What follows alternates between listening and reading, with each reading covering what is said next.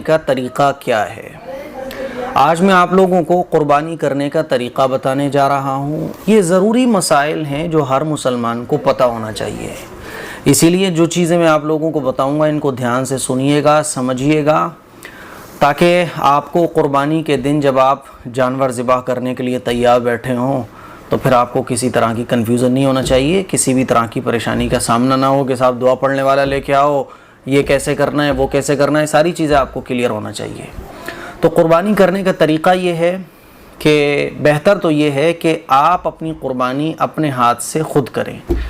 تو قربانی کا جانور اپنے ہاتھ سے ذبح کرنا یہ بہتر ہے۔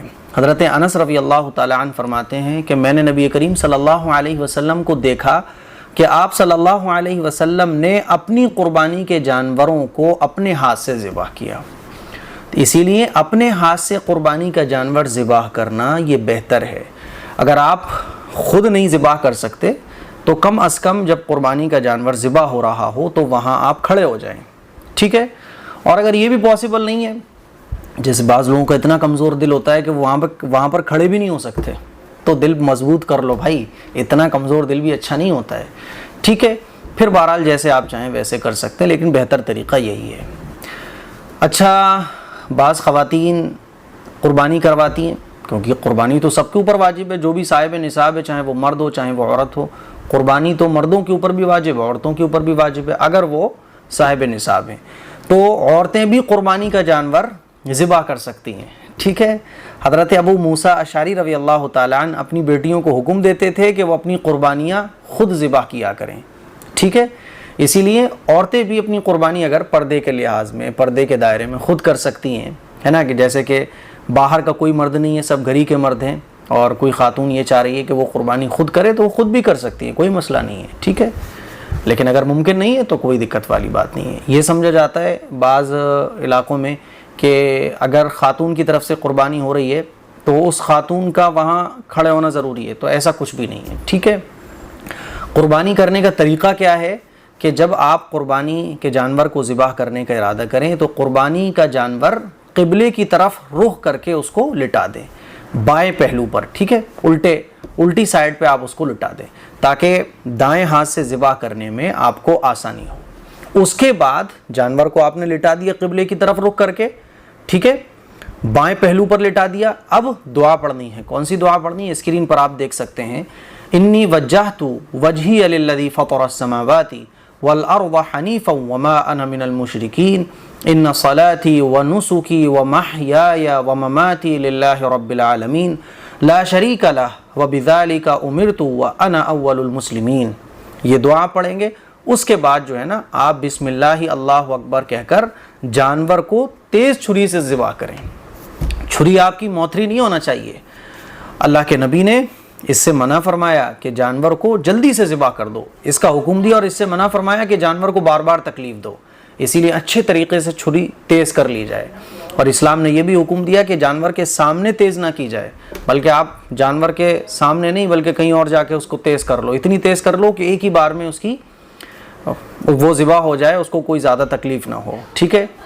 اب بسم اللہ اللہ اکبر کہہ کر آپ کو ذبح کرنا ہے۔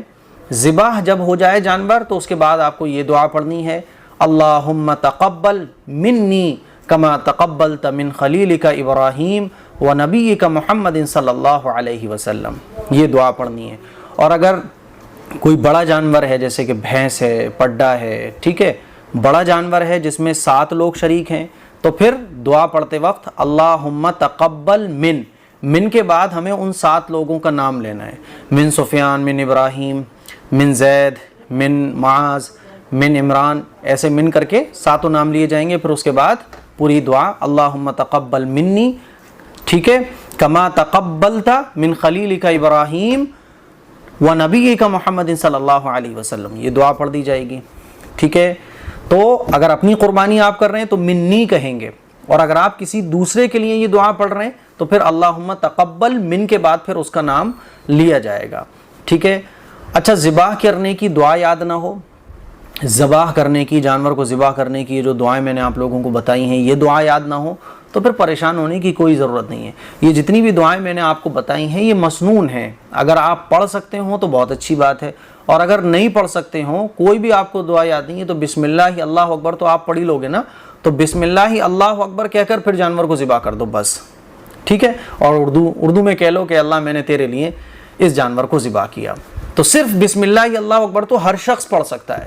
عید کا دن آ جاتا ہے اور ہوتا کیا ہے کہ ہم لوگ حافظ صاحب کو، مولانا صاحب کو کوئی دعا پڑھ لے اس کو تلاش کر رہے پھر رہے ہوتے ہیں، اور یہی تلاش میں ہمیں بعض دفعہ دوپہر ہو جاتی ہے، وقت نکل جاتا ہے، ہم یہ سمجھ رہے ہوتے ہیں کہ آگے پیچھے کی جو دعائیں ہیں یہ بھی پڑھنا ضروری ہے۔ تو اچھے طریقے سے سمجھیں، انی وجہت، جانور کو جب ذبح کرنے کے لیے لٹاتے ہیں اس وقت جو دعا پڑھی جاتی ہے وہ، اور بعد میں ذبح کرنے کے بعد جو دعا پڑھی جاتی ہے وہ، یہ دعائیں مسنون ہیں۔ اگر آپ کو یاد نہیں ہے تو بسم اللہ اللہ اکبر کہہ کر آپ جانور کو ذبح کر دیں، آپ کی قربانی درست ہو جائے گی۔ میں ایک مرتبہ ایک گاؤں میں بقرعید پر عید الاضحیٰ کی نماز پڑھانے گیا ہوا تھا، تو یہ نماز کے بعد جو ہے نا سارے گاؤں والے آ گئے کہ مفتی صاحب ابھی نہیں جانا آپ کو۔ میں نے کہا کیوں بھائی؟ کہ ابھی تو جانور ذبح ہونا ہے، قربانی ہونی ہے، تو دعا پڑھنی ہے آپ کو۔ میں نے کہا بھائی اگر ایسے ایک ایک کر کے میں سب کے یہاں دعا پڑھنے جاؤں گا تو مجھے 12-1 تو آپ ہی لوگوں کے یہاں بچ جائیں گے، پھر 1-8 گھنٹہ مجھے گھر جانے میں لگے گا۔ بولے نہیں جی دعا پڑھ کے جانی ورنہ ہماری قربانی ٹھیک نہیں ہوگی۔ میں نے ان کو سمجھایا کہ دعا آپ پڑھ سکتے ہو؟ بولے نہیں پڑھ سکتے، قرآن پڑھے ہوئے نہیں ہیں۔ میں نے کہا اچھا، تو میں نے کہا اگر آپ میں کوئی پڑھنا جانتا ہے تو وہ سب کے یہاں پڑھ لے گا جا کے۔ بولے نہیں پڑھنا جانتا کوئی۔ تو پھر میں نے ان کو بتایا اچھا بسم اللہ اللہ اکبر پڑھ لو گے؟ تو سب نے کہا بسم اللہ اللہ اکبر تو ہم بڑے آسانی کے ساتھ پڑھ سکتے ہیں۔ تو میں نے کہا بس کافی ہے، آپ جب قربانی کے جانور کو ذبح کرو تو بسم اللہ اللہ اکبر کہہ کر ذبح کرو، بس ہو جائے گی آپ کی قربانی۔ لیکن چونکہ ایک سالوں سے لوگوں کو علم نہیں ہے کسی چیز کا، تو وہ جلدی سے صحیح بات جب ان کو پتہ چلتی ہے تو وہ ایکسیپٹ نہیں کرتے ہیں، یا ایکسیپٹ تو کر لیتے ہیں لیکن ان کا دل جو ہے نا وہ گوارا نہیں کرتا، ارے نہیں میری ابھی قربانی ٹھیک نہیں ہوئی۔ اسی لیے اگر آپ یہ دعائیں پڑھ سکتے ہیں یا آپ کے ہاں کوئی ان دعاؤں کو پڑھنے والا ہے تو بہت اچھی بات ہے، لیکن اگر یہ دعائیں پڑھنے والا کوئی نہیں ہے تو پھر آپ بسم اللہ اللہ اکبر کہہ کر جانور کو ذبح کر سکتے ہیں، ٹھیک ہے نا؟ تو یہ ہے جانور کو ذبح کرنے کا صحیح طریقہ۔ اچھا کچھ ضروری باتیں آپ یہ بھی یاد رکھیں کہ بسم اللہ اللہ اکبر پڑھنا یہ تو ضروری ہے، مسٹ ہے۔ اگر کسی نے جان بوجھ کر جانور کو ذبح کرتے وقت بسم اللہ اللہ اکبر نہیں پڑھا، ٹھیک ہے، تو پھر قربانی درست نہیں ہوگی، وہ جانور کا گوشت بھی کھانا آپ کے لیے جائز نہیں ہوگا، وہ حرام کہلائے گا، ٹھیک ہے؟ اسی لیے بڑا اس کا خیال رکھیں۔